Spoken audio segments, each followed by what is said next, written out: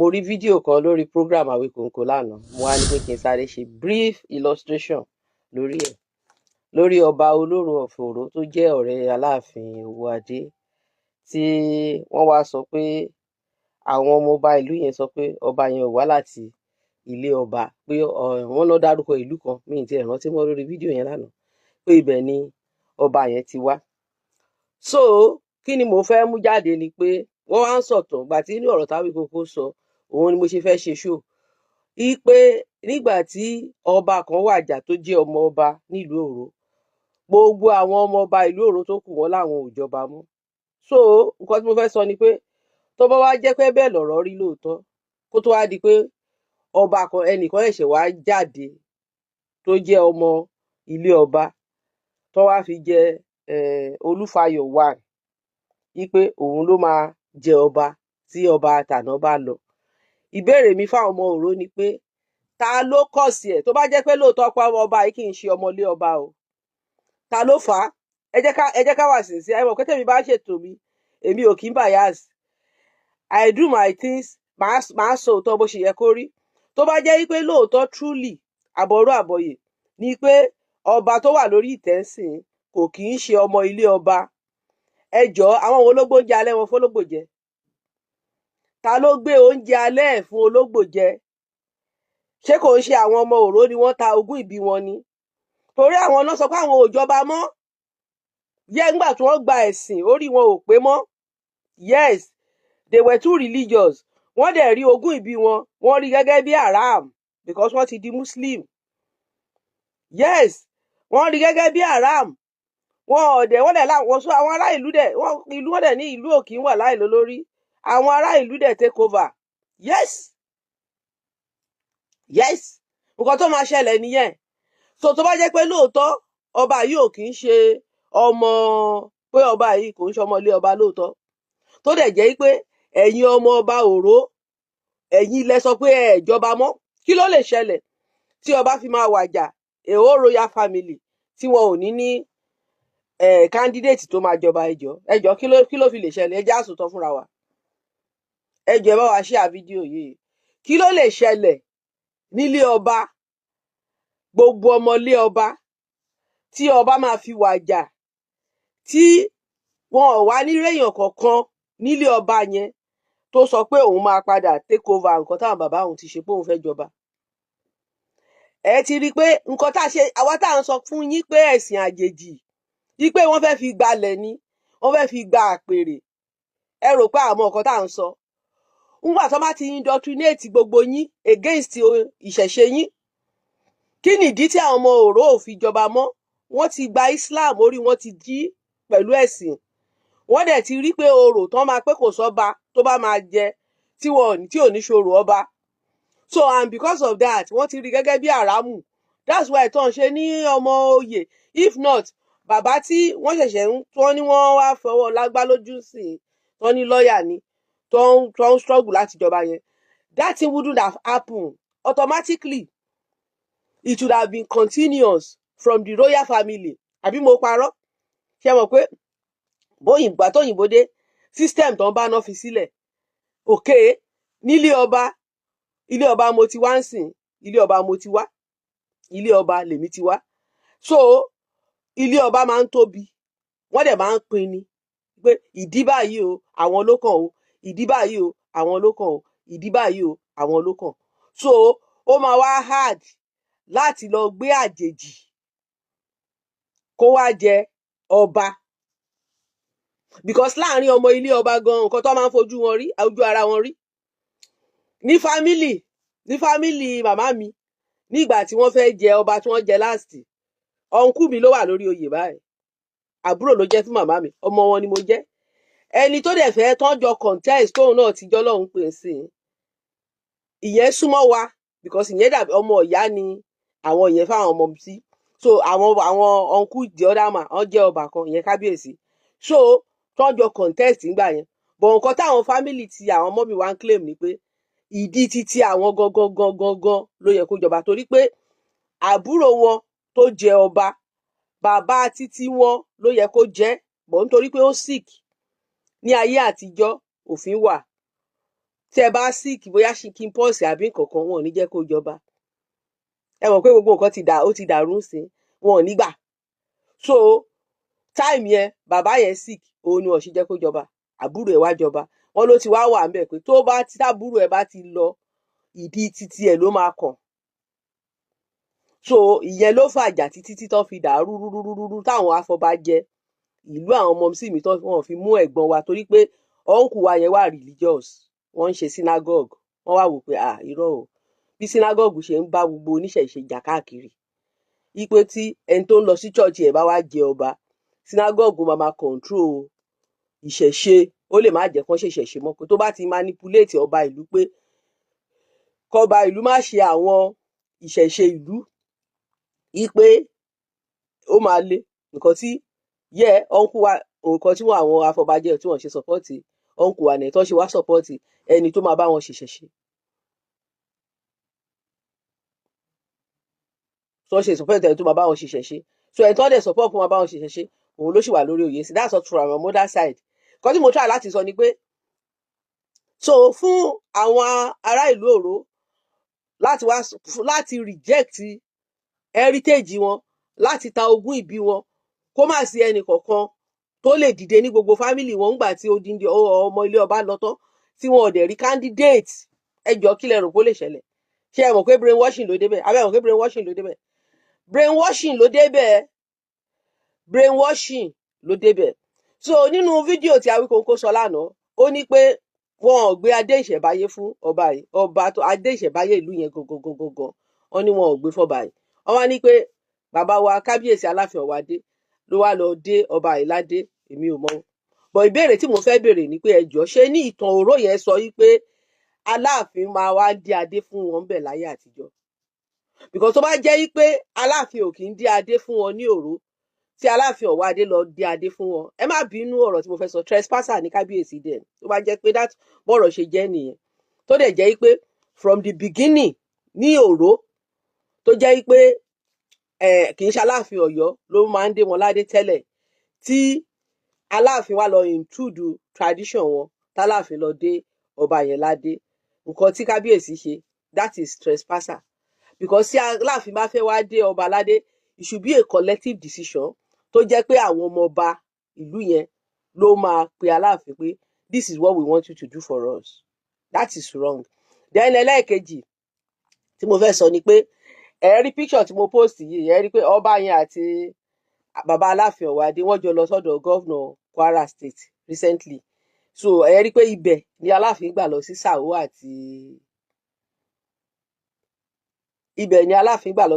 àti Jẹ̀bà.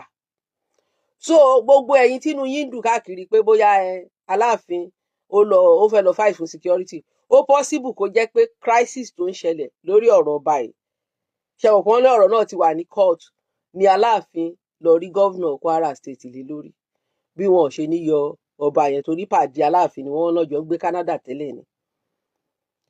Wọ́n ní wọ́n jọ àbọ̀rọ̀ Bùsáyọ̀ Dorcas Adéọmọdé ẹ káàbọ̀. Wọ́n ní Canada ni wọ́n jìjọ ń gbé tẹ́lẹ̀. Canada ni wọ́n jọ ń gbé tẹ́lẹ̀. So a ti ní Canada mẹ́ta báyìí. Canada ẹ rí pé ìyẹn ni àdìrò mẹ́ta tí ò ní yí ọbẹ̀, tí ò ní ya ìkòkò nù. Canada Ìwó, Canada Ọ̀yọ́, Canada Òró. Ó rẹ̀ wọ́n ní Canada náà ni ọba yìí náà ń gbé tẹ́lẹ̀tẹ́lẹ̀. So àwọn Canada connection. So kí ni à ń gbìyànjú láti sọ ni pé ìrìn àjò tí kábíyèsí rìn lọ sí orí ẹ̀ ò ta ni olúwa. You don't have right to tell me what to say in my page. So if you don't want to watch my video, get lost. Bí ẹ̀dá ìwọ ló fẹ́ kọ́ mi ní nǹkan tí màá sọ lórí péjì mi.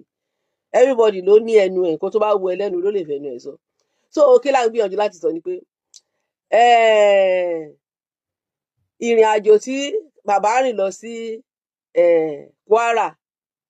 Kwara, because mo rí fídíò yẹn lánàá, bí Awíkonko play fídíò yẹn, bí wọ́n ṣe ń tírèlì ẹni tó yẹ kó jẹ ọba tí àwọn ará ìlú fà kalẹ̀, tí kábíyèsí gan fúnra wọn tó yẹ pé àwọn gan náà tún lé mọ́tò yẹn tó ń fà báyìí. Nǹkan tí à ń try láti sọ ni pé so ó possible kọ́ pé gbogbo ìrìn àjò tí gbogbo yín hèlì bàbá fún ìyẹn Aláàfin pé Aláàfin wa ṣe òkú Aláàfin náà sọ pé àwọn wá sí Aláàfin sọ pé ṣe lòun wá sí Kwara o, òun wá sọ́dọ̀ wá ṣe nǹkan ní Ìlọrin, so Ìlọrin òun wá kúkú yà wo àwọn ará Sàwó àti àwọn ará Jẹ́bà pé kì í ṣe pé òun plan ẹ̀ láti lọ sọ́dọ̀ wọn. So kí ni mo gbìyànjú láti sọ ni pé wọ́n fi òkò kan pa ẹyẹ méjì, so ó possible kó jẹ́ pé ìrìn àjò bí wọn ò ṣe ní yọ ọba yẹn ni Aláàfin lọ rìn. Ṣe mọ̀ pé kéèsì yẹ ọ̀ká Aláàfin náà ló lọ dé ọba yẹn ládé, so ó possible, but nǹkan tí mò ń sọ ni pé tó bá jẹ́ pé lóòótọ́ mi ò lọ́ba yẹn kì í ṣe ọmọ ilé ọba o, I'm just staying on my own now, pé tó bá jẹ́ lóòótọ́ ni ọba yẹn ò kì í ṣe ọmọ ọba, á jẹ́ pé ẹ̀yin ará Òró ẹ̀yin lẹ jẹ̀bi, ẹ̀yin ọmọ ọba Òró, wọ́n ní tí ògiri ò bá lanu aláǹgbá ò lè wọbẹ̀, ẹ̀yin lẹ ta ogún ìbí yín lọ́pọ̀. Ìdí nìyẹn tá a ṣe ń sọ fún gbogbo àwọn ọba wa pé kí wọ́n jẹ́ kó rí wọn pé ṣé 2 years ago ni ṣe mọ̀ pé pẹ́ tí mo ti ṣe live video Akéúgbà Gold sọ̀rọ̀ kan tí mo dì mú báyìí, Akéúgbà Gold ní ìdí tí wọ́n ṣe máa ń fídíò yẹn tí bá sì lọ check ẹ̀, bàbá kékeré nulẹ̀ ló send fídíò yẹn sí mi, mo wá wo fídíò yẹn, ó ní ìdí tí wọ́n ṣe máa ń kọ́ mọ́ṣáláṣí sílé ọba ńgbà táwọn bá ti gbé ẹ̀sìn wọn dé ni pé láti indoctrinate àwọn ọmọ ọba, láti jẹ́ kí gbogbo ọmọ ọba di Muslim, ṣe understand, wọ́n wá brainwash yín, ẹ̀rí tí Olúwo máa jà á ní mọ́ṣáláṣí bàbá mi, ẹjọ́ tán bá sọ ìtàn mosque ǹjẹ́ ó relate mọ́ Ọba Ìwó, nǹkan tó ń gbé wá láti Mẹ́kà, mọ́ṣáláṣí gan tẹ́ bá túmọ̀ mọ́ṣáláṣí gan kò yà shrine ní túmọ̀ ẹ̀, because mosque òun náà fi sọ pé mosque ní French, masjid ní Arabic is the same thing as shrine in English. Shrine ni kò ń ṣe ilé kankan, shrine ni mosque tá ń pè lé ní èdè Arabu ni kì í ṣe èdè English, èdè French ni. Masjid ojúbọ ló ń jẹ́ bẹ́ẹ̀, ojúbọ òun ló ń jẹ́ bẹ́ẹ̀, so ńgbà tó bá kọ́ ojúbọ Allah wọ́n kọ síwájú ilé ọba, wọ́n wá ń tan àwọn ọmọ ọba jẹ, wọ́n wá ti ọba náà, orí inú ọba náà ń dùn, orí ọba ń wú, wọ́n ní mọ́ṣáláṣí ọba, àwọn wá bẹ̀rẹ̀ sí kó gbogbo ọmọ ọba láti kékeré ni o, wọ́n wá ń kó wọn lọ sí mọ́ṣáláṣí yẹn. Ṣé mọ̀ pé àwọn ọmọ ọba tó yẹ pé ó yẹ kí wọ́n kọ́ wọn ní ìṣẹ̀ṣe, kí wọ́n kọ́ wọn nífá, kí wọ́n mọ ìtàn Ọ̀rúnmìlà, kí wọ́n mọ ìṣẹ̀ṣe wọn, kí wọ́n kọ́ wọn ní tradition wọn, àti kékeré ni wọ́n ti pollute brain wọn, so heritage wọn dẹ̀ náà fẹ́ gbà lọ́wọ́ wọn, wọ́n wá kọ́ wọn, wọ́n wá sọ fún wọn pé gbogbo nǹkan tí wọ́n ń ṣe o tí àwọn ọmọ ọba yìí máa fi dá lágbára, tó máa fi keep tradition wọn, wọ́n wá sọ fún wọn pé àràmù ni, ipe ẹnikẹ́ni tó bá ti ṣe ó máa lọ sínú ọjọ́ ìnámọ̀, wọ́n wá parọ́ pé Olódùmarè ló ń sọ̀rọ̀, gbogbo àwọn bàbá wa ò dẹ̀ lè ronú, ṣé àwọn ọmọ kékeré ni wọ́n, ọmọdé ò ní nǹkan tó ń rò, so they have misled the youth, and ọmọ kékeré tó ń bá bí lẹ́ni òun ló máa padà di àgbà lọ́la, so nǹkan tẹ́ ti input sọ́pọ̀lọ́ àwọn ọmọ yẹn, nígbà tí àwọn ọmọ yẹn máa dàgbà tó time tó yẹ kí wọ́n claim heritage wọn, wọ́n wá rí heritage wọn gẹ́gẹ́ bí haram, wọ́n rí heritage wọn gẹ́gẹ́ bí haramu, ọ̀pọ̀lọpọ̀ lẹ́ni ló yẹ kó jọba tí ò jọba, yes, torí wọ́n rí ipò ọba gẹ́gẹ́ bí ipò ègbé, ẹni ẹ̀kọ́. Mo rántí ìgbà tá kéré wọ́n máa sọ fún wa ní church pé kò sọ́ba tó lè wọ̀jọba ọ̀run, wọ́n máa ń sọ fún wa pé kò sí ọba ẹyọ ọkàn báyìí tó lè wọ̀jọba ọ̀run ní church, wọ́n nítorí kò sẹ́ni tó bá máa jọba tí ò ní ṣe ẹgbẹ́ ayé, ipe ẹgbẹ́ ayé ìkéré ẹjọ́ èwo wá ní ẹgbẹ́ ọ̀run, Christianity ilé ayé iná ti dálẹ̀ o, ṣé rí bó ṣe tàn wá bórí wa ò ṣe pé Islam ilé ayé iná ti dálẹ̀ o, àbí ṣé Christianity jábọ́ ni, ṣe bí àwọn kan ló kóra wọn jọ pé òkè ẹni tí à ń tẹ̀lé tó kú yìí ẹ jẹ́ ká immortalize ẹ̀, ìyẹn àwọn tó bẹ̀rẹ̀ Christianity, èèyàn ló máa ń make God, àwa èèyàn báyìí la máa ń sọ èèyàn di God lòyìnbó ń pè é, àwa máa ń pè lórìṣà lọ́dọ̀ wa. Òyìnbó sọ pé human being make God, we make God. Àwa èèyàn ẹ máa bá mi show love and like, àwọn ọmọ àlè ti wà ń bì báyìí, ẹ máa bá mi show love and like. Àwa human being la máa ń make God, kì í ṣe Ọlọ́run o. The supreme creator is not God. Ìjọ tí ó rí gbogbo yín bá ti pé tẹ́ bá ti mọ̀ pé ibi tó ti gba yín, tóyìnbó ti gba yín, ni láti pe Ọlọ́run ní God fún yín. Ọlọ́run ò ṣe God. Ẹni tó dálé ayé àtọ̀run is not God. Ẹni tó dálé ayé yìí ló create gods and goddesses. Mo réyàn kan tó ń sọ fún mi níjà kan pé don't call our òrìṣà God, they are gods. That is the language. As long as tẹ́ bá ti ń sọ English, as long as wọ́n nítorí pé tẹ́ bá ti ń pè wọ́n ní God, torí pé ẹ mọ̀ túmọ̀ God, òun lẹ ṣe sọ pé àwọn mìíràn jẹ́wọ́ wípé Ògún lọ́lọ́run wọn, àwọn mìíràn jẹ́wọ́ wípé Ṣàngó lọ́lọ́run wọn, àwọn mìíràn jẹ́wọ́ wípé Ọya lọ́lọ́run wọn, torí àwa jẹ́wọ́ rẹ̀ pé ìwọ lolúwa. No, they are gods. Òyìnbó tó dé tó sọ pé Ògún God of iron, òyìnbó stupid. Tó sọ pé Ṣàngó God of thunder, they are not stupid.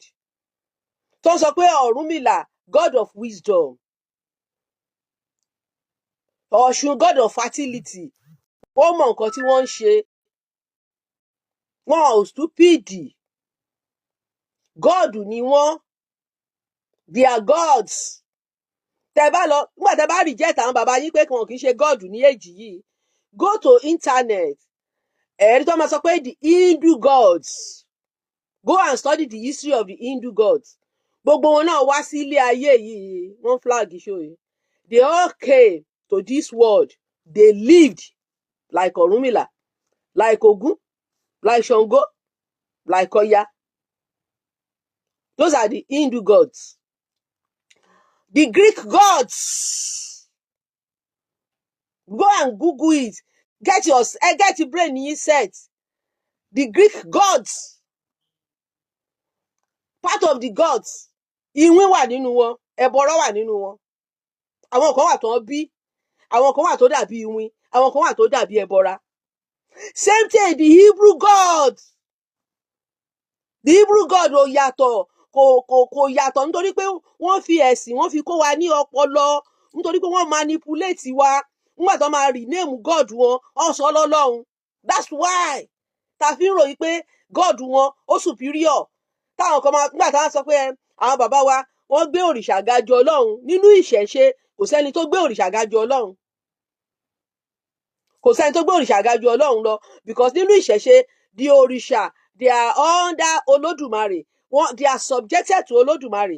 They are the messenger. Àwọn ni connection between us and Olódùmarè.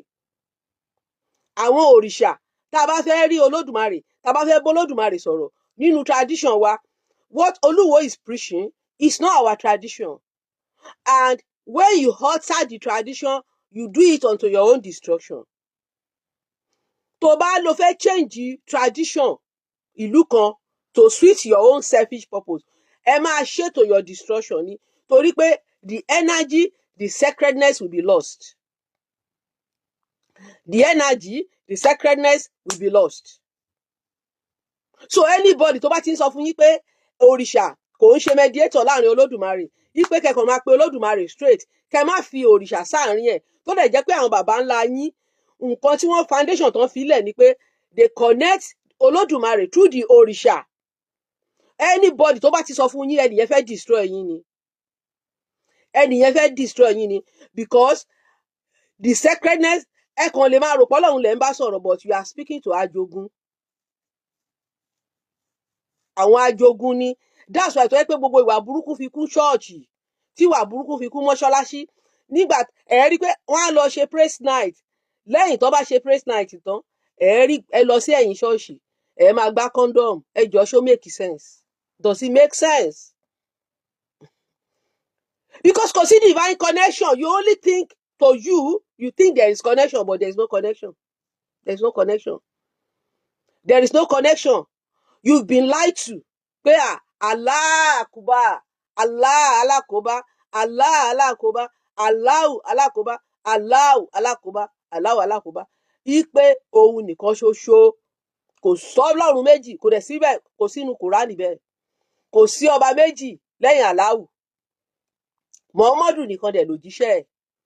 Ẹ̀rí ẹ̀rí pé tí àwọn Mùsùlùmí tí wọ́n bá ń sọ̀rọ̀ Allahu Alakoba ẹ̀, wọ́n máa fi ọlá Muhammadu tọrọ that is pé Muhammadu náà intermediary ni láàrin Allah àti àwọn Muslim but ẹ̀rọ àwọn Muslim wa wọ́n máa parọ́ fún yín wá ní rárá o why tó ṣe jẹ́ pé tẹ́ bá ń ṣe àdúrà yín tán ẹ máa sọ pé lọ́lá ànábì mọ̀ọ́mọ̀ you have to say it so ẹ gbà yí pé ọlá Muhammadu yẹn òun ni Allah máa rò mọ́ yín ó wà so shameful and disrespectful very shameful and disrespectful débi pé ní ilẹ̀ wa lénìí nǹkan máa ṣẹlẹ̀ kí ni ọ̀rọ̀ tó ṣẹlẹ̀ láàrin Dr. Saheed Òṣùpá àti bọ́ọ̀yì àáfàá súnà ńgbà tó fẹ́ bẹ̀bẹ̀ ó lóun fi ọlá mọ̀ọ́mọ̀ bẹ ṣe rí pé ṣé kò wà ridiculous àáfàá súnà ní òun fi ọlá Muhammadu òun fi bẹ Saheed Òṣùpá ó lóun fi ọlá wákàtí 5 òun fi bẹ òun fi kinní kan tún dárúkọ ẹ̀ Mẹ́kà náà ló wà ó dẹ̀ wà ní ilé bàbá ẹ̀ nílé bàbá ẹ̀ nílé ìyá ẹ̀ ó lè fi ọlá Ọ̀rúnmìlà tó jẹ́ bàbá ńlá yín Ọ̀rúnmìlà bàrà Àgbọnnìrègún ó fi ọlá òòṣà ńlá tó jẹ́ bàbá tiẹ̀ ó fi ọlá Ògún tó jẹ́ bàbá tiẹ̀ ó fi ọlá Ṣàngó tó jẹ́ bàbá tiẹ̀ ó fi ọlá Ọya tó jẹ́ ìyá ẹ̀ ó fi ọlá Ọ̀ṣun tó jẹ́ ìyá ẹ̀ ó fi ọlá Ẹ̀tọrọ ó fi ọlá Ẹ̀bẹ̀bẹ̀ ó wá ń fi ọlá bàbá oníbàbá tọrọ bàbá tí ò wà líǹkì mọ́ ẹ genetically tó jẹ́ pé promise tó ń fún promise tó ń fún kò kan ìran ẹ that is why tẹ́ ẹ fi nílọsíwájú lórí ẹ̀sìn yẹn you guys are not making progress gbogbo àwọn Muslim tó bá ṣoríire ìṣẹ̀ṣe náà fi gbáǹdì òun lè ṣe sọ parí pé ó ń pa àwọn àáfàá kan ẹlẹ́bọ ẹ̀rí pé àwọn ẹlẹ́bọ yẹn ló máa ń lówó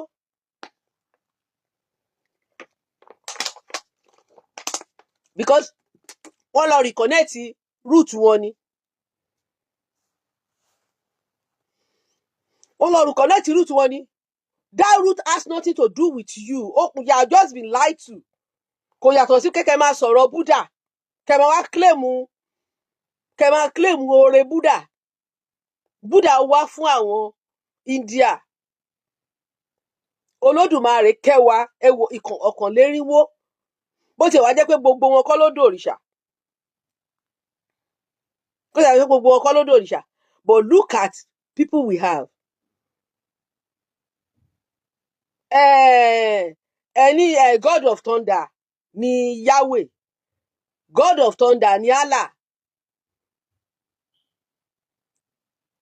mo èrò kíní yẹn lánàá mo rẹ́rìn ní church mo rẹ́rìn mo wà nulẹ̀ mo kàn rẹ́rìn mo ní pé a dẹ̀ máa kọrin ní church pé àrá ń sán olúwa mi dé àrá tó ń sán olúwa mi dé Ṣàngó lẹ́ ń pè àrá ń sán Ṣàngó lẹ́ ń pè no tó bá jẹ́ pé lóòótọ́ ni Yahweh ń sán àrá tí wọn ò parọ́ fún yín wọ́n máa mú archaeology evidence God of Thunder jáde mo ti lórí màá dẹ̀ tún padà lò ẹ̀rí wọ́n ti gbá yín ìjọ tí mo ti rí báyìí mo ti wò pé ayé ṣe wá wọ́n tàn wá jẹ gan irú ìwé òyìnbó ni mo ti kà á British man ló kọ̀wé ẹ̀ ní 1821 tó gbé archaeology yẹn jáde is a African black sun god ni ó ṣe báyìí ló gbé dání ó ṣe Ṣàngó ló wà lọ́wọ́ ẹ̀ ó ṣe ló wà lọ́wọ́ ẹ̀ tí wọ́n ní wọ́n bọ ní gbogbo Middle East bí 5,000 years ago òun ló lè sún àrá tó bá jẹ́ pé lóòótọ́ ni God àwọn Hebrew yẹn ń sún àrá ó yẹ kó ti sún àrá ní synagogue wọn ibi ẹ lo common sense yín pé you are just been brainwashed and deceived wọ́n ṣe fídíò ibi tó ti wá finish yìí ni pé they will now act video Mount Zion wá bà gbogbo ẹ̀ jẹ́ fún wa torí Mount Zion ló tún wá kó bá wa jù pẹ̀lú àwọn fídíò tó ṣe ń gbà yẹn Mount Zion dẹ̀ ni gbogbo wa ń wò tó bá ti ṣe fíìmù báyìí tó bá sọ pé Ṣàngó àrá ò ní sán ṣùgbọ́n ẹ jẹ́ kán pé Jehovah ẹ̀rí gbùdùgbùdùgbùdùgbùdùgbùdùgbùdùgbùdù ilé máa wó gbàgbàgbàgbàgbà you are just been programmed you've been wọ́n tàn ẹ́ jẹ ni wọ́n tàn ẹ́ ni àwọn Muslim wa náà mo wo fíìmù kan Yorùbá kan àwọn ìyá mi àti bàbá Fọ́kòkò nípa mo wà disappointed pé bàbá Fọ́kòkò ló play role yẹn ló ṣe àfáà nínú fíìmù yẹn mo ti wo fíìmù yẹn ṣe kò tó ẹ̀ tó 2 years bàbá Fọ́kòkò ló ṣe àfáà nínú fíìmù yẹn. Bàbá Fọ́kòkò ṣe bẹ̀rẹ̀ sí ní kéwú báyìí tó ń sọ pé Bísímìláì Ràmọ́nì kìíní kan, ẹjọ́ Bísímìláì Ràmọ́nì ẹjọ́ kí ni ìtumọ̀ ẹ̀? Afọpẹ́ fún Allah, Ramon, aláàánú, Rahim, olórí ọ̀fẹ́ ni, kì í ṣọba àjọkẹ́ ayé, kì í ṣàṣàkẹ́ ọ̀run. Irọ́ ni. Àṣàkẹ́, the meaning dọ̀sán kò túmọ̀ sí àṣàkẹ́, kò dẹ̀ túmọ̀ sí ìjọ́ tí mo ti gẹ́ẹ̀tì Quran English ni mo ti mọ̀ túmọ̀ Ramoni Rahim pé àṣerọ́ ni, torí inú Quran Yorùbá àjọkẹ́ ayé ló wà bẹ́ẹ̀, àṣàkẹ́ ló wà bẹ́ẹ̀. Ìjọ́ tí mo kà á báyìí Quran English, mo ní Quran, mo ní tí wọ́n máa padà ṣe ṣó máa tún gbogbo àwọn tó bá wò mí tẹ́lẹ̀ kó máa ń gbé Quran mi jáde, mo ní mi ò jù sọnù Quran mi, mo ní Quran. Ọjọ́ kan tí ẹ̀kan sọ mi pé yàtọ̀ kí mo ya Quran mi fún, mo dẹ̀ forúkọ mi sí, mo rórúkọ mi bẹ́ẹ̀, mo ní mo ní Quran o, mo ṣe fídíò fún Quran mi lélẹ́yìí, mo ní Quran mi ò jù sọnù, mo ní Quran English ni mo ti mọ̀ pé Allah kì í ṣàjọkẹ́, kì í ṣàṣàkẹ́. Bí bàbá Fọ́kòkò ṣe sọ pé àjọkẹ́ àṣàkẹ́ báyìí tó sọ pé òun Bísímìláì tó ń ka kéwù yẹn lọ báyìí, bí àrá ṣe bẹ̀rẹ̀ sí ní sán nìyẹn, tó ń sán gbìdìgbìdìgbìdìgbìdì tí gbogbo wọn kú. Ṣé ẹ rí pé deception nìyẹn? Àbí kò ń ṣe deception nìyẹn? It's a deception. Ọ̀pọ̀lọpọ̀ ló dẹ̀ máa wo fíìmù yẹn tó máa káàṣì ẹ̀ pé mo rántí ìgbà tí mo ṣe ìbẹ̀rẹ̀ prógráàmù yìí àti mo ṣe ìbẹ̀rẹ̀ prógráàmù mi, bọ̀bọ́ kan ó wá bá mi, ó ní àǹtí gbogbo adẹ torí tẹ́lẹ̀tẹ́lẹ̀ ní Facebook everybody mọ̀ pé ọ̀rọ̀ church ń bá ń sọ. Gbogbo àti mo bẹ̀rẹ̀ sí ní sọ jí, mo rò pé ẹni tó ti jí ẹ jẹ́ ká jí àwọn tó kù. Mò ń jí díẹ̀ náà ni o, mò ń jí díẹ̀ ni. Ó wá lọ mú fídíò rapture táwọn òyìnbó ṣe, wá lọ mú wá fún mi. Ó ní kí n wo nǹkan tó máa ṣẹlẹ̀, kóun bẹ̀ mí kí n má wà left behind. Nínú ṣọ́ọ̀ṣì àwọn kan lọ, àwọn kan wá wà ń bẹ̀, mo wá sọ fún pé fíìmù leléyìí, you are only be messed. Wọ́n reprogram ẹ̀ ni. Reason ni pé when you read the Bible very well, tó wọ́n bá reprogram ẹ̀, Jésù sọ pé this generation will not pass. Gbogbo àwọn dádì jí oyin mọ̀ pé Jésù ò padà, òun ni wọ́n ti ń kó ọ̀rọ̀ jọ. Tó bá yẹ kí wọ́n mọ̀ pé Jésù ń bọ̀, pé iná máa jó wọn, ṣá máa kọ́rọ̀ jọ ni. Wọ́n kàn ń tàn yín ni. They all know pé Jésù ò wá mọ́. Wípé Jésù ó sọ nínú Bible, ó ní pé ìbàjẹ́ Yeshua àṣebí Jésù là ń pè lọ́dọ̀ wa. Ó ní this generation will not pass. Ó ní generation yìí tá a wà yìí, tó ń wà yìí, will not pass. A generation is 100 years. Ó ní generation tó ń wá sílé ayé yìí kò ní pass kó ń fi padà. That is over 2000. Jésù tún Paul sọ yìí pé some of us who are alive, ṣé inú Thessalonia ni, only we will see him. Paul was of that generation. So nǹkan tó ń sọ pé this generation will not pass, that's over 2000 years now. Tó sọ pé generation kan ò ní pass, and some people are now reprogramming you ipe ó ń bọ̀ bí olè lóru, ó ń bọ̀ láwọ̀ sánmọ̀, ó ń bọ̀ bí olè lóru, ó ń bọ̀ nígbà tẹ́nìkan kò mọ̀, tètè sá àsálà fún ẹ̀mí rẹ, ó ń bọ̀ láwọ̀ sánmọ̀, ó ń bọ̀ bí olè lóru o, ó ń bọ̀ nígbà tẹ́nìkan kò mọ̀, tètè sá àsálà fún. You have been lied to. Ó ń bọ̀ bí olè lóru, òyìnbó ń ṣe lẹ́yìn ìgbà náà ṣe underground. Wọ́n gbé ilẹ̀. Mo ṣe fídíò kan gbà mo lọ sígbà tí mo lọ sí London Bridge last year ni mo lọ bẹ̀rẹ̀ last or 2 years ago. Tí máa wo fóònù mi máa padà wá fídíò yẹn máa dẹ̀ rí upload ẹ̀. Mo lọ sí ìsàlẹ̀ London Bridge. Mo wá ṣe fídíò láti ibẹ̀, mo gun escalator jáde. Kẹ́ ẹ lè mọ̀ bí London Bridge ṣe deep. According to research scientists, Red Sea ó deep ju London Bridge lọ.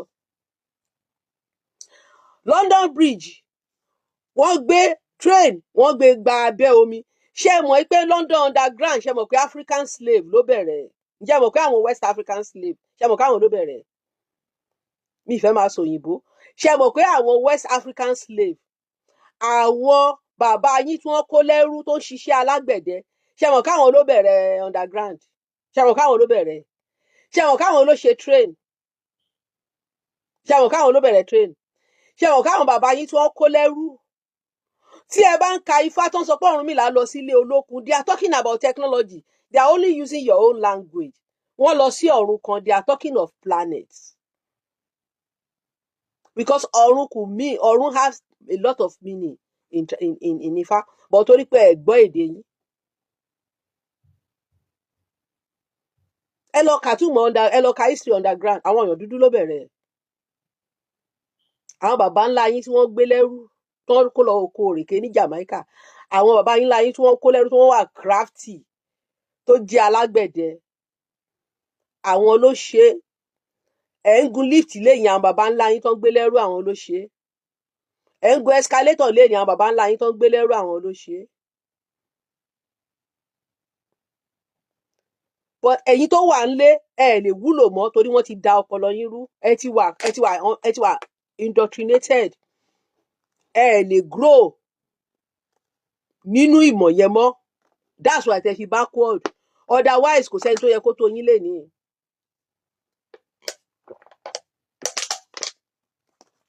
Tẹ́ bá ka Bible tíbi tí Jésù sọ pé kí ẹni ìṣáájú kó má dẹni ìkẹyìn, ẹ̀yin lẹni ìṣáájú tẹ́ dẹni ìkẹyìn léni. Ẹ̀yin gangan ni ẹni ìṣáájú tẹ́ dẹni ìkẹyìn léni, because ẹ̀yin ni àwọn ancient people tí wọ́n rìn travel miles láti wá gba ìmọ̀ lọ́dọ̀ yín, ládọ̀ àwọn baba ńlá yín. But wọ́n wá mislead yín. Àwọn Fúlàní wá láti Mali, wọ́n wá mislead yín. Àwọn òyìnbó náà travel wá. Ṣé ẹ̀yin rò pé tó bá jẹ́ pé lóòótọ́ ìgbàlà ni wọ́n fẹ́ gbé wá, ṣé òyìnbó máa fi hàn yín? Ìgbàlà ọ̀fẹ́ la mú wá, tí Jésù fẹ́ jẹ́ rẹ̀ ṣe o. Ìgbàlà ọ̀fẹ́ la mú wá o. Ẹ wá gba ìgbàlà ọ̀fẹ́ o. Ọ̀fẹ́ ní ìgbàlà. Ẹ wá wọ ọkọ̀ ìgbàlà ìkẹyìn yìí. Ẹ wá wọ ọkọ̀ ìgbàlà ìkẹyìn. Aláya paya kó tètè wá wọ ọkọ̀ yìí. Ọlọ́kọ pọkọ kó tètè wá wọ ọkọ̀ yìí. Kwáyà lèmi o. Ẹ wá wọ ọkọ̀ ìgbà táwa tẹ̀ tí ń kọrin ní crusade, gbogbo àwọn tó ń pè ní gospel artist wọn tí mọ̀, táwa ti ń kọrin níbi ìsọjí, tá a ti máa ń lead song níbi ìsọjí, gbogbo àwọn tó ń pè tẹ́ ń pè ní hero lé ní wọn ìjáde, wọn ò tí jáde, wọn ò tí wá sí grand. Tá a máa lead níbi ìsọjí ọjọ́ 7, 21 days.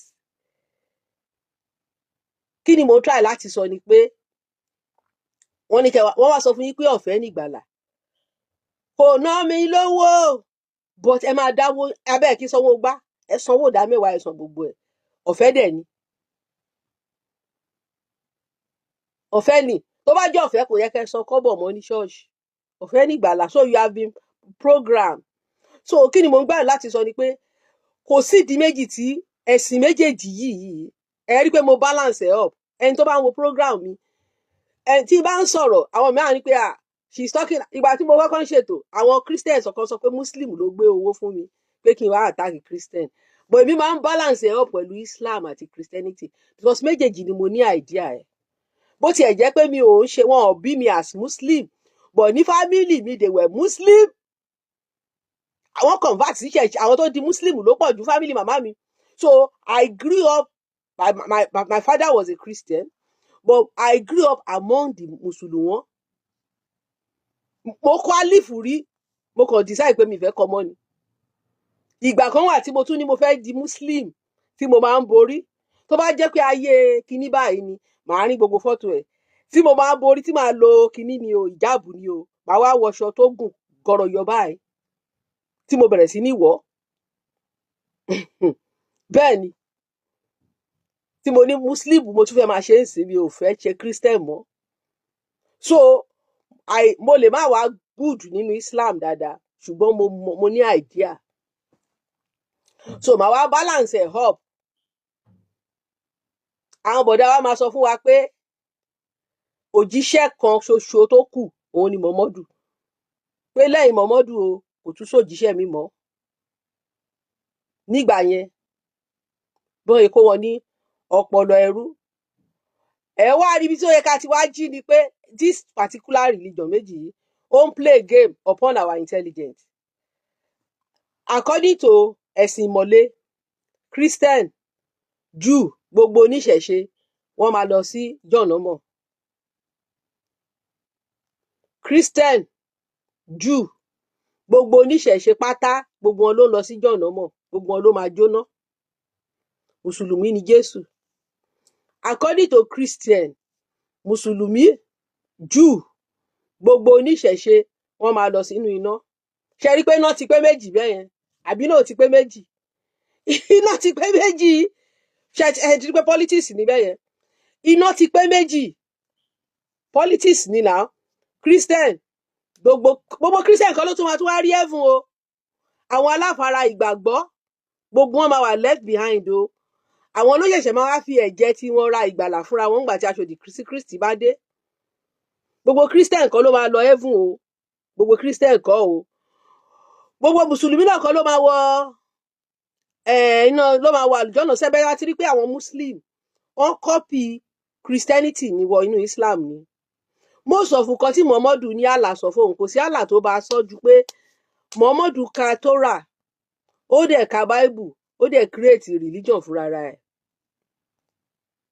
Kò sí Allah kankan tó fún anything because most of àwọn nǹkan kan wà tẹ́ máa ń kanu Quran lè máa show reference ẹ̀ fún yín nínú Bible. So Muhammadu náà create fear. So wọ́n wá fi iná yẹn wọ́n fi ṣe control mechanism láti sọ yín di ẹrú wọn, eternal slave wọn.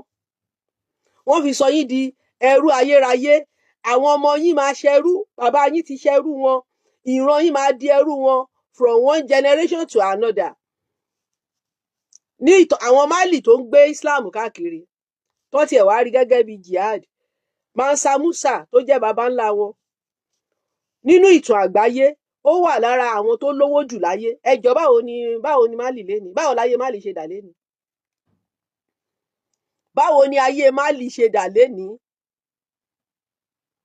Ní ìtàn àgbáyé, ìtàn Mansa Musa Mali ó wọ world record. Ṣebí àwa là ń sọ̀tàn ara wa pé àwa al-empire àwa náà great àwa, but ìtàn Mali empire ó wà nínú world record.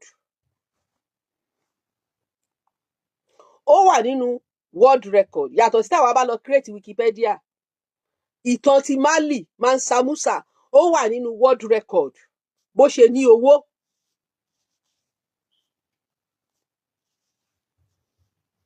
Báwo láyé Mali ṣe dà léni ẹjọ́? Báwo ni ayé Mali ṣe dà? Torí pé ẹ̀sìn tí wọ́n gbà tí ò tó jẹ́ kó rí wọn pé mọ́ kò wà connected mọ́ wọn genetically. Your own God wẹ must be your own ancestor. Baba ńlá ẹ ló yẹ kó jẹ́ God wẹ, not any foreigner. Baba ńlá ẹ nìkan ṣoṣo òun ni God wẹ.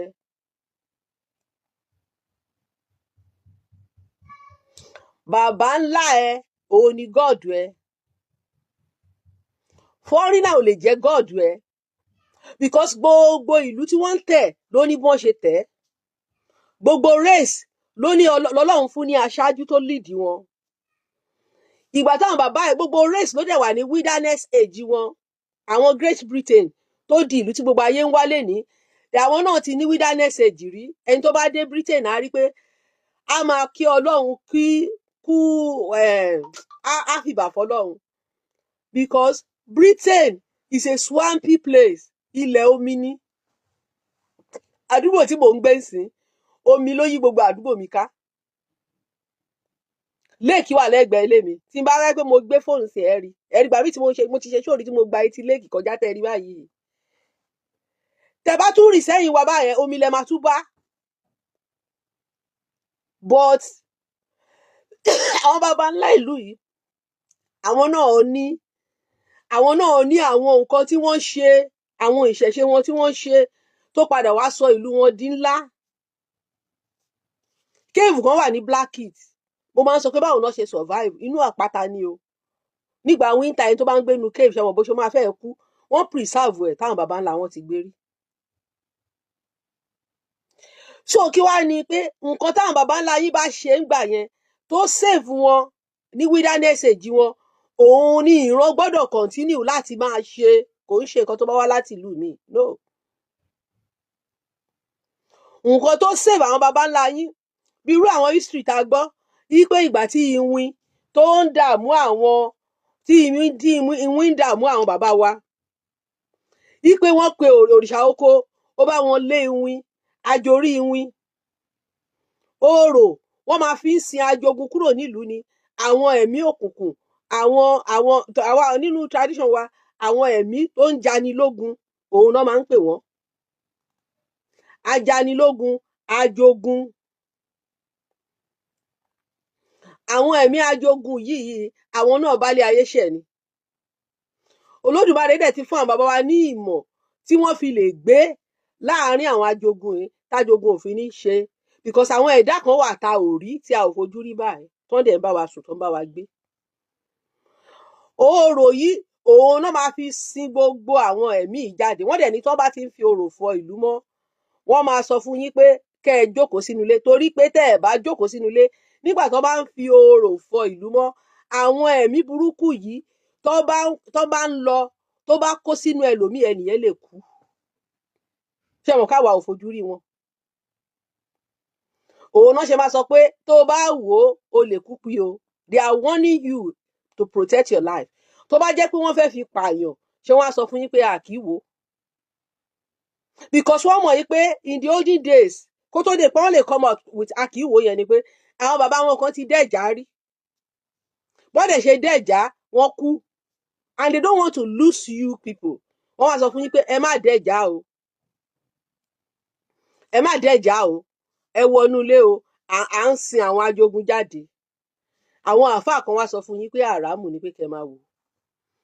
so ńgbà tí àwọn ẹ̀mí ajogun tó ti wá pọ̀, ó wá wọnú àwọn ọmọ yín, ìmí akọ̀dédé gbé ọ̀bẹ, á bẹ́ orí ìyá ẹ̀, á lóun fẹ́ ṣoògùn owó.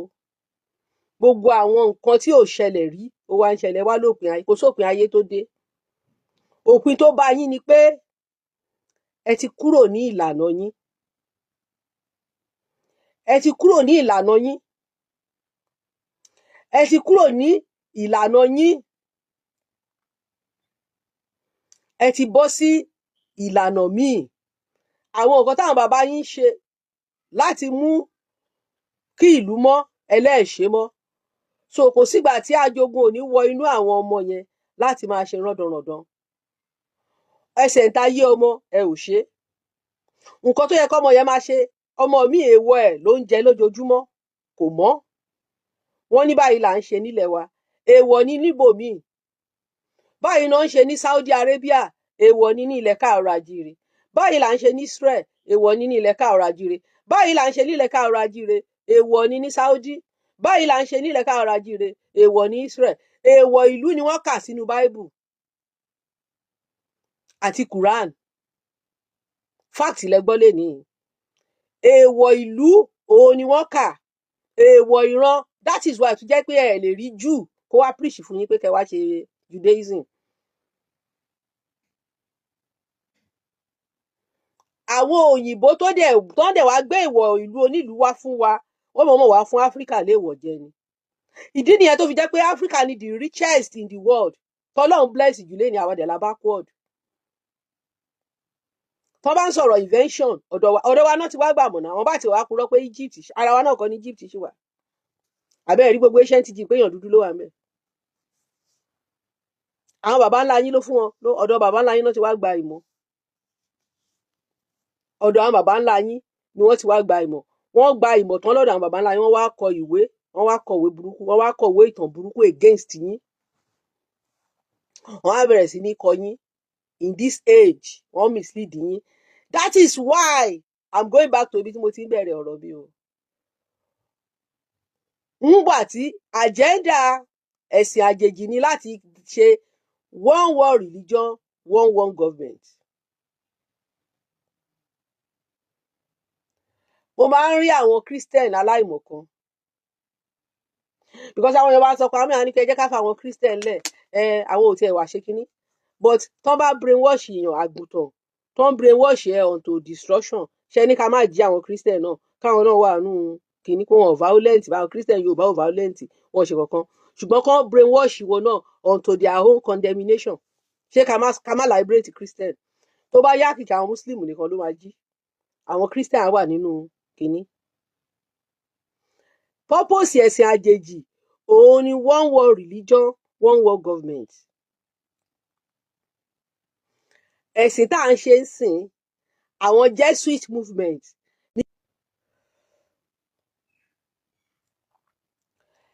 ẹjọ́ ṣe ń gbọ́ mi ṣó yẹn lọ ni o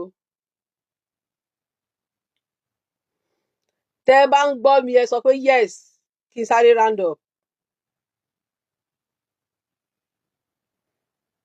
ẹjọ́ ṣe ń gbọ́ mi ẹjọ́ ṣe ẹ ń gbọ́ mi ẹjọ́ ṣe ẹ ń gbọ́ mi ẹjọ́ ṣe ẹ ń gbọ́ mi mo rí táwọn kan ṣò lókèrè ẹ kàn bá mi type yes kí n sáré round up kó tó di pé ṣò yẹn tún padà lọ.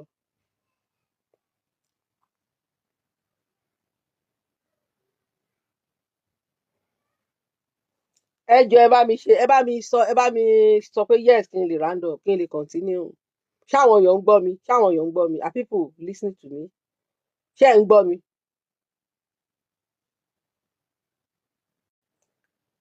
okay mi ò fẹ́ máa sọ̀rọ̀ kó di pé mo ti wà lórí ṣóòrí tí mo ṣe ṣóò fún 1 hour àṣẹ wọ́n ti gbé wa kúrò àkàn sọ̀rọ̀ lọ ni ẹ bá wa show love and like ṣe rí àwọn Jesuit movement ní Vatican àwọn ni wọ́n create gbogbo doctrine ta sọ pé Ọlọ́run ló sọ èèyàn ló create ẹ̀ kò sí kankan tí wọ́n torí create ẹ̀sìn méjì yìí ni pé conquest náà fi ṣe ẹ rí pé ẹ̀sìn méjèèjì ló condemn tradition yín ẹ gbọ́dọ̀ ìwọ tí wọ́n dá gẹ́gẹ́ bí ọmọ káàárọ̀ àjíire ọmọ aládé o gbọ́dọ̀ wá sí nation òyìnbó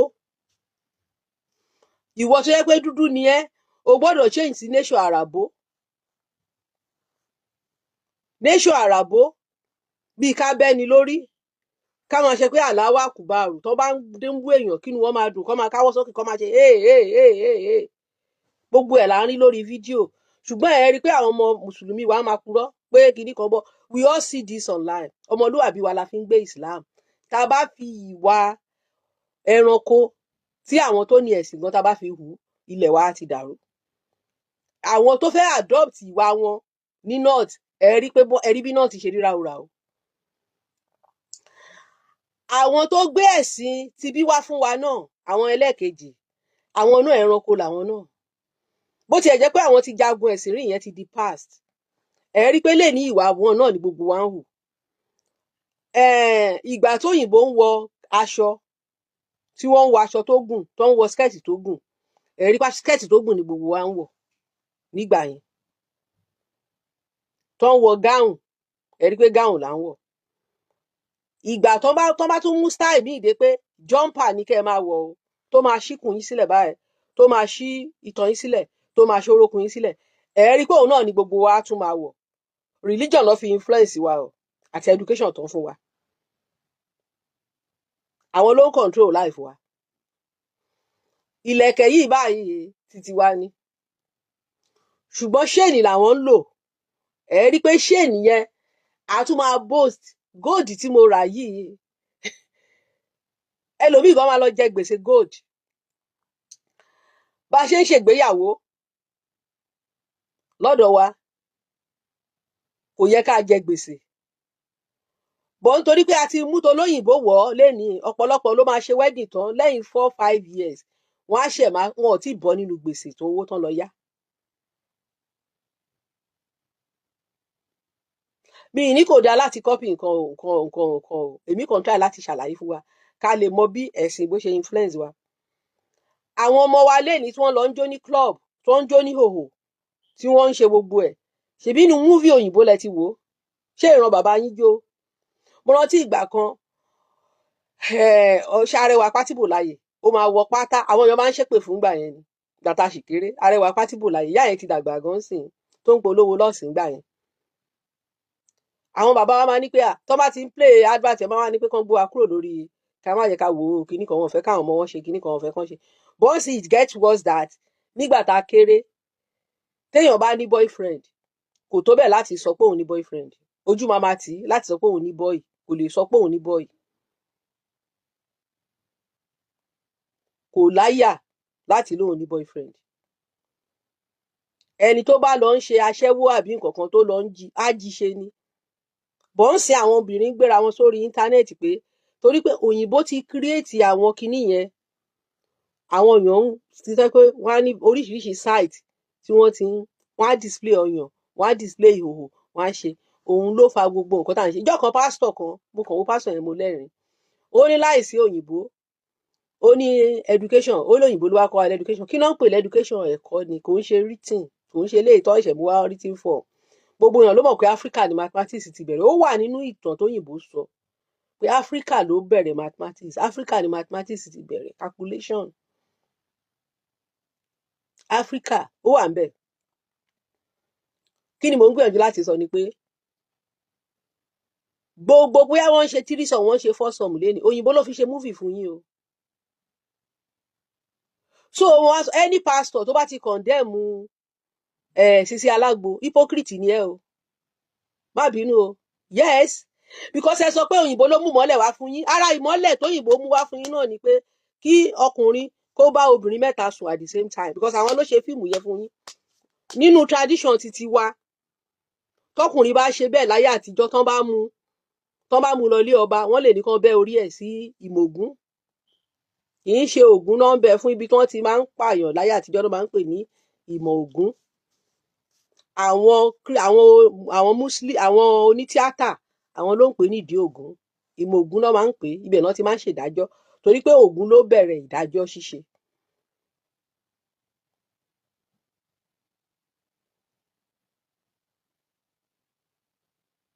Téèyàn bá ṣe bẹ́ẹ̀ ní ayé àwọn baba ńlá wa, wọ́n lè ní kán lọ bẹ́ orí ẹ̀ sí ìmọ̀ ògún. Àtìyàwó o, àtọkọ o, wọ́n á bẹ́ orí gbogbo wọn sí ìmọ̀ ògún. Ṣùgbọ́n àwọn tẹ́ ẹ fojú rò, àwọn ló ń ṣe tán dẹ̀ rí as part of life. So ń gbàtẹ́ wá sọ pé àwọn bàbá yín ò mọ nǹkan kan, wípé òyìnbó ló kọ́ yín ní gbogbo nǹkan tó wà nílé ayé yìí, ó máa ń come with positive and negative. You cannot just accept the positive one kẹ́ reject the negative. Tẹ́ bá ti accept culture kan, both the positive and the negative will come. We are come to your, ó máa wá sí tradition yín. Òun ló fa threesome, òun ló fa foursome, òun ló fà á tí àwọn ọkùnrin máa sọ pé kí obìnrin kan sẹ́ǹdì ìhòhò wọn, kan sẹ́ǹdì ọyàn wọn, kan sẹ́ǹdì bra wọn, kan sẹ́ǹdì okó. Tọkùnrin míì máa báyọ̀ obìnrin sọ̀rọ̀ tó máa sẹ́ǹdì okó ẹ̀, tóbìnrin míì náà máa sẹ́ǹdì òbó ẹ̀, tá máa ṣe gbogbo ẹ̀. Kí là ń gbìyànjú láti sọ ni pé torí pé àṣà aláṣà ni, kò ń ṣàṣà wa. Àṣà tó wọlé nípasẹ̀ Jésù ni. Christian tó bá wò mí má bínú, mi ò wà bias, because àwọn Christian, àwọn tó gbé Jésù wá, àwọn náà ló àbá àwọn kan ló kọ yín. Àwọn ló ń hùwà ẹranko tí wọ́n á máa dóra wọn níta gbangba, tí gbogbo ayé á máa wò wọ́n, tá máa fíìmù wọn, because ẹni tó bá ń dó tí wọ́n ń ṣe fídíò ẹ̀, ẹjọ́ ṣe ẹranko kọ́ ló ń dóra níta ni. Ẹranko ló ń dóra níta. Ajá, òun ni ẹ máa rí tí ajá bíi 4 tó máa kíù pẹ̀lú ajá kan ṣoṣo. Tí kan bá ti gba fájá yẹn báyìí, ìmí àtúwá gba fájá yẹn. Àgbèrè ajá ni, ìgbà tájá bá fẹ́ lóyún lájá máa ń ṣàgbèrè o. Ẹ tún wá rí pé nature tọ́lọ́run fi dá ajá, alágbèrè lájá. Ṣùgbọ́n ìgbà tẹ́ bá sin ajá abo rí, ẹni tó bá sin abo ajá mọ̀ nǹkan tí mò ń sọ. Tí ajá bá ìgbà tó bá ṣe menstruation yẹn, ó máa wá sex káàkiri ni. Bẹ́lẹ̀ bá ṣe bá sùn tán báyìí, eléyìí mí àtúndò. Ajá tó máa wá tò sí géètì ilé yín, ó lè tó 7. Bẹ́ẹ̀ ni, kò dẹ̀ ní sú ajá yẹn. Bẹ́lẹ̀ ṣe do tán lélẹ́yìí máa do, wọ́n máa do káàkiri ni. Ṣùgbọ́n tí ajá bá ti lè lóyún pẹkẹ, kò sẹ́ni tá tún do mọ́. Àwọn ajá ọkùnrin gan ò tẹ̀ ní súnmọ́ mọ́. Ajá ọkùnrin ò ní súnmọ́ mọ́. So ìwà ajá tí wọ́n ń hù, òun ni wọ́n kọ yín. Ẹ lọ wo artifact àwọn baba ńlá àwọn òyìnbó. báwa ṣe ní artifact àwọn bàbá tiwa tán ní ká parun làwọn náà ní titi wọn. Rí artifact àwọn bàbá tiwọn bó ṣe ń dòdì bí ọkùnrin ṣe ń dó ìdí. Nero adòdì ni,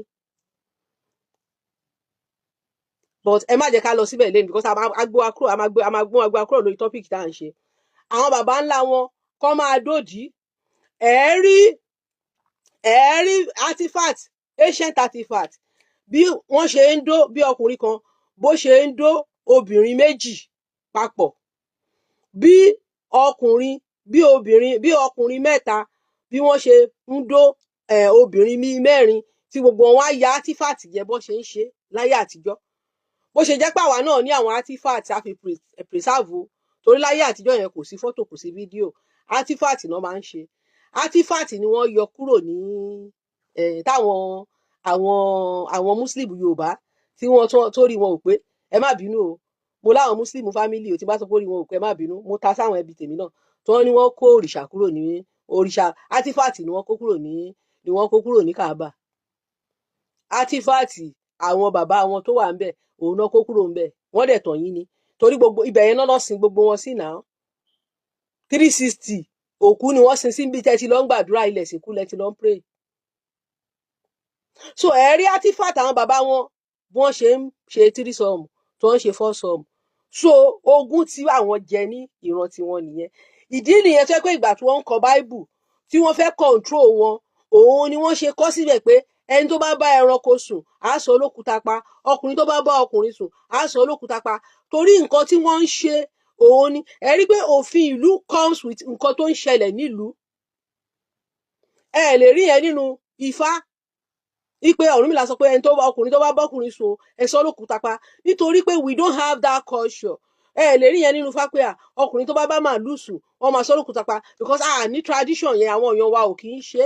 So as of that time darandaran ni wọ́n àwọn náà nàkì ẹranko nínú igbó tó ń ṣe gbogbo ẹ̀. So now to curb them, to caution them, and nígbà tí Moses wọn tó ti wá gbé ní Africa tó ti rí culture Africa tó dáa, ó fẹ́ input good tradition sí àwọn èèyàn ẹ̀. Ó wá fún wọn ní àwọn òfin pé ẹni tó bá continue láti máa hurú ìwà ìbàjẹ́ yìí ká sọ lókùúta pa.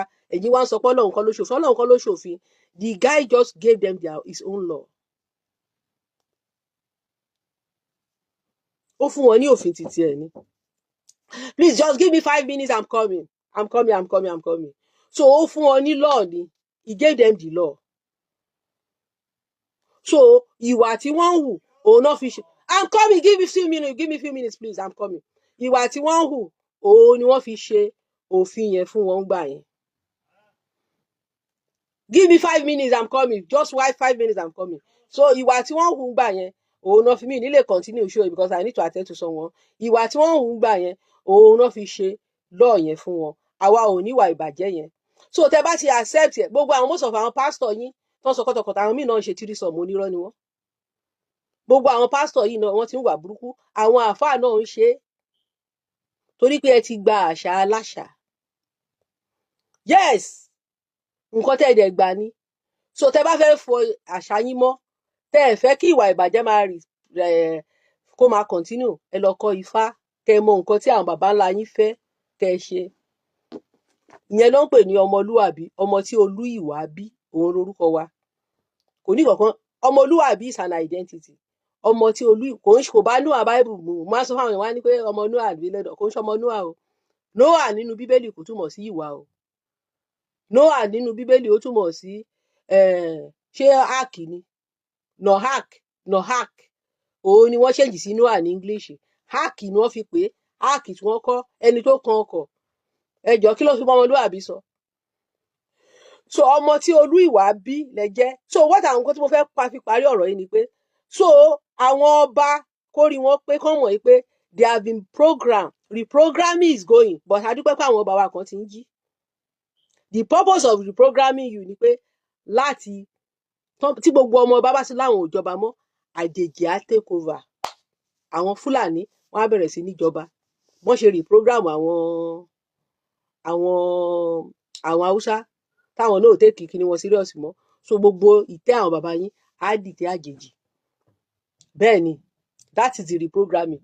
So kí là ń try láti sọ ni pé ẹ jẹ́ kí gbogbo wa bẹ̀rẹ̀ sí ní wake up ká mọ̀ wípé tradition wa kì í ṣe nǹkan tí ò dáa.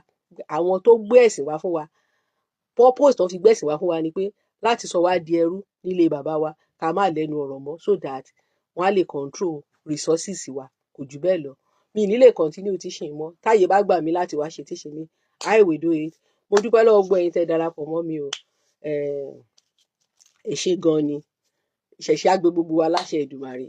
Ẹ má gbàgbé ọdún Ẹ̀là ọmọ Òyìgí tó ń bọ̀ nílùú Èkó.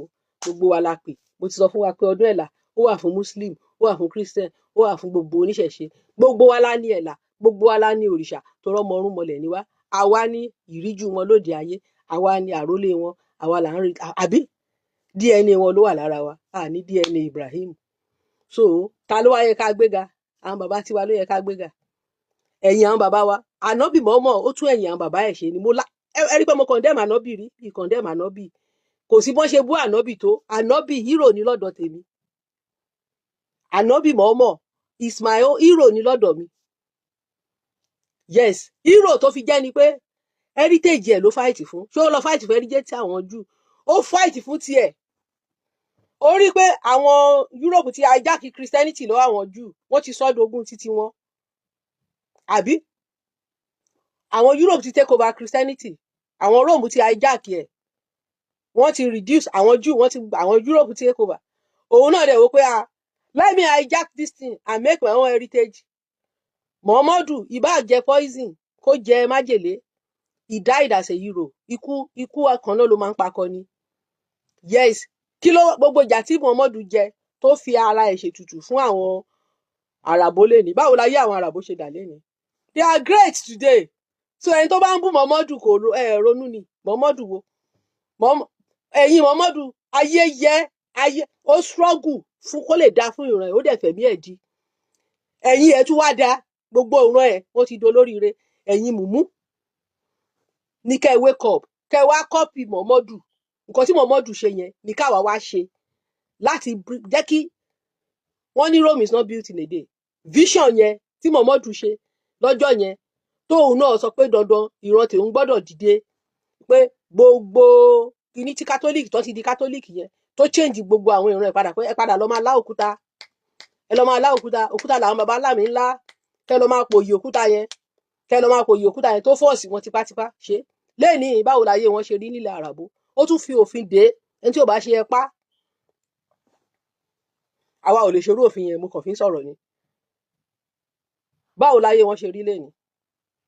Wọn ò tó nǹkan kan, ṣùgbọ́n àwọn ló lówó jù ní gbogbo àgbáyé. A sọ jù báyìí lọ, ó dìgbà kan náà. Ẹ̀yin tẹ́ ní wẹ́ẹ̀tì lẹ́ni ẹ tún lọ fi ń sìn wọn, because the man saw the future. Prophet ni Muhammadu o, he's not a false prophet. Mọ̀ túmọ̀ prophet. Àwọn tó ń pera wọn prophet ní Nàìjíríà, they are false prophet. Muhammad is a prophet. Prophet ni. Because prophet ló máa ń gbé àwọn èèyàn ẹ̀ kúrò nínú òkùnkùn tá dá wọn padà sínú ìmọ́lẹ̀. Àwọn ìran ẹ̀ ti sọnù, àwọn Catholic ti control wọn, but ó wá padà gbà wọ́n pẹ̀lú ọwọ́ ipá àtagbára, pẹ̀lú ogun, pẹ̀lú ìjà. Ó gbà àwọn ẹ̀ padà lọ́wọ́ Catholic, ó dẹ̀ dá wọn padà sí òkúta tí wọ́n ńlá, pé kán máa lọ sórí òkè àràfá, kán máa lọ sùn sórí àtàn yẹn. It was hard, but lẹ́ni nǹkan ṣé kò di yìí fún wọn ní Saudi? Wọ́n gbádùn bí èèrà inú ṣúgà báyìí ni. So àwa ni ká wá lò ó, káwa náà wá wò pé èèyàn kan náà ló ṣe báyìí some years ago. Good thing tó ṣe yẹn òun ni kí káwa copy tó ṣe fún ìran ẹ̀, because òun kọ́ ló rán àwọn èèyàn wá pé kán wá, àbó òun ló ní kán wá colonize wa. Ṣó ó kọ̀wé, ṣó mọ̀wé kà, àwọn olùkọ́ ló kọ Kùránì náà. Òun dẹ̀ kọ́ ló rán àwọn èèyàn wá pé kán wá fún wa lẹ́sìn. So àwọn bàbá wa ló gọ̀. Àwọn ló gọ́líbù, àwọn ló lójú kòkòrò, àwọn ni wọ́n brainwash. So Muhammadu ò ní fault, ìran ẹ̀ ló jà fún. Ìgbà tó wà láyé ẹ gbọ́ pé ó lọ sí ìlú mi lọ jà, ṣó West Africa, ìran ẹ̀ ló fèsì náà. Ìran ẹ̀ ló fèsì pé ìran mi o, ẹ̀ dìde tipátipá. Àwọn ọ̀ràn ẹ̀ náà ló dẹ̀ padà pa. Àbí? Ṣùgbọ́n lẹ́ni legacy tó fi sílẹ̀ ṣó parẹ́. Ṣé ìran ẹ̀ òdo ńlá, ṣé wọn òdèèyàn ńlá? Àwa ò wá ní fogun ṣé, àwa máa fọ pẹ̀lẹ́pẹ̀lẹ́, a máa educate ara wa ni. Táwa náà bá continue tiwa in 100 years time, kó tẹ̀ tó bẹ̀rẹ̀ rí pàwa náà, ìran tiwa náà á dìde padà. Ògo ìkẹyìn tiwa á wá ju ti ìṣáájú lọ. bó ṣe máa rí nìyẹn láṣẹ Èdùmàrè. Ẹ ṣé gbogbo ẹ̀yin tẹ́ darapọ̀ mọ́ mi nílé acknowledge yín, ẹ ṣé gan, mo dúpẹ́. Mo ń rí kọ́mẹ̀ntì yín bọ̀ tí bá ní kí n máa sọ̀rọ̀ energy yẹn máa lọ. Ẹ jọ̀ọ́ mo láti attend sí ẹni tó fẹ́ rí mi, ẹ jọ̀ọ́, ó dàgbọ́.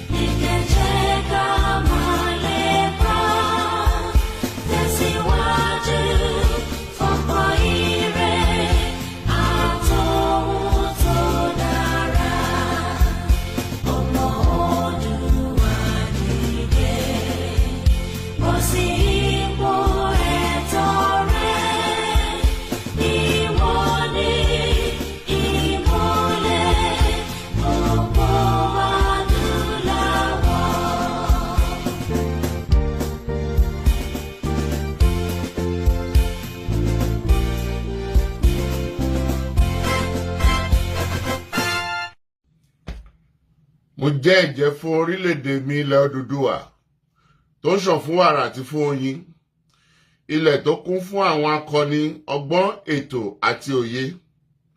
Mo ṣe ìlérí gẹ́gẹ́ bí ọmọ ológo ilẹ̀ adúláwọ̀, ìtànṣán oòrùn láti la ayé já nílẹ̀ Áfíríkà, láti gbé ilẹ̀ Odùduwà lárugẹ. Mo fọwọ́ sọ̀yà pé n kò ní dalẹ̀ tàbí ṣọ̀tẹ̀ sí ìṣọ̀kan àti ìtẹ̀síwájú orílẹ̀-èdè mi ilẹ̀ Odùduwà. Èmi yóò fi gbogbo ipá, ọkàn, iṣẹ́, ọgbọ́n àti ìṣe mi sin orílẹ̀-èdè mi ní òtítọ́ àti lódodo títí ọjọ́ ayé mi. Gbogbo ìyànjú àwọn akọni tó ti lọ kò ní já sófo láti ọwọ́ mi títí dé ìrandíran tí ń bọ̀ lẹ́yìn. Mo ṣe ìlérí pé ẹ̀sìn tàbí ìṣèlú kò ní yà wá nílẹ̀ Odùduwà. Tó bá wáyé bẹ́ẹ̀, mo lè lo ọ̀kan ẹ̀jẹ̀ tó kù sára mi láti fi ṣègbè àti jàjàgbara fún orílẹ̀-èdè mi. Ilẹ̀ Odùduwà, èdè kan, àṣà kan àti ìṣe kan ló so wá pọ̀ láéláé lágbára Elédùwà.